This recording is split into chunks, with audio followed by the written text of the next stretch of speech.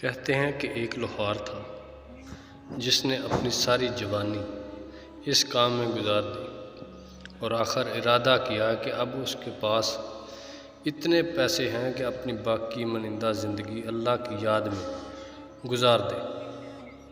اس نے اپنی دکان بیچ دی اور خانہ نشین ہو کر اپنے بیشتر وقت عبادت میں گزارنے لگا۔ ضرورت مندوں کی حتیٰ لامقام مدد کرتا تھا اور لوگوں کے ساتھ رواداری سے پیش آتا تھا۔ یہ سب کرنے کے باوجود اس کی مصیبتیں روز بروز بڑھتی جا رہی تھیں اور صحت بھی خراب رہنے لگی تھی۔ اس کے ایک دوست کو جب اس کے حال کی خبر ہوئی تو وہ اسے ملنے آیا اور کہنے لگا، تعجب ہے کہ جب سے تم نے نیک اور خدا ترس انسان بننے کی کوشش شروع کی ہے، تمہاری صحت اور تمہارے حالات روز بروز بدتر ہوتے جا رہے ہیں۔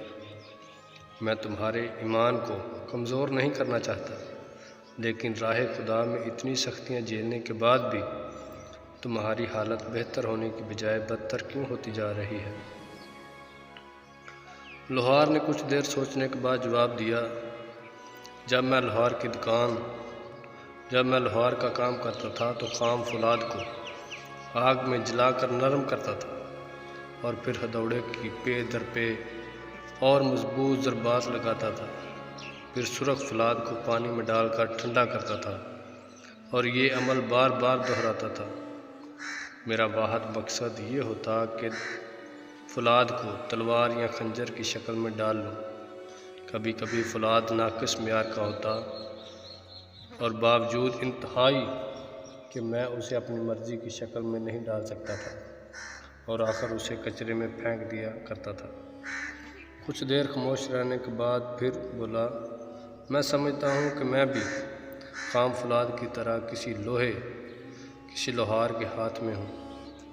کبھی مجھے آگ میں تپا کر گرم کیا جاتا ہے، تکلیف و مشکلات کے ہتھوڑے سے مجھ پر ضرباب لگا کر مجھے سرد پانی میں ٹھنڈا کیا جاتا ہے اور پھر آگ میں ڈالا جاتا ہے۔ یہ سب میں دل سے قبول کر چکا ہوں۔